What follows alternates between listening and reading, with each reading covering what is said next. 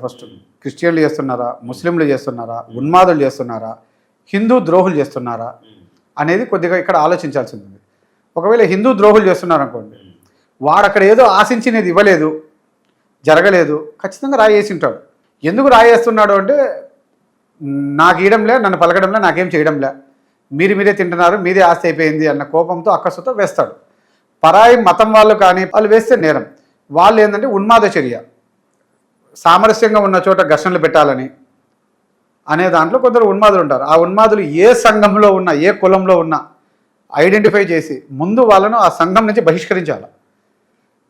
బహిష్కరించి ఆ సంఘం నియమావళి ప్రకారంగా కఠిన శిక్షలకు వాళ్ళందరూ అంగీకరిస్తూ లేఖలు ఇవ్వాలి ప్రభుత్వానికి. ఇప్పుడు చర్చిల మీద జరగట్లే, మసీదుల మీద దాడి జరగట్లే, ఓన్లీ హిందూ దేవాలయాల మీద జరుగుతున్నాయి. అది కూడా ఆ దాడి జరిగినప్పుడు ఏదైనా ఇష్యూ వచ్చినప్పుడు ఆడు పిచ్చోడు ఆడికి తెలియక దాడి చేశారంటారు. ఓన్లీ ఆ పిచ్చోడికి హిందూ దేవాలయాలు కనబడుతున్నాయా, మసీదులు చర్చిలు కనబడట్లేదా? ఈ పిచ్చోడు అనేవాడు ముందు ఏ మతం అనేది ఫస్ట్ తెలుసుకోవాలి. ఆ మతం అయితే ఒకవేళ ముస్లిం అనుకోండి, క్రిస్టియన్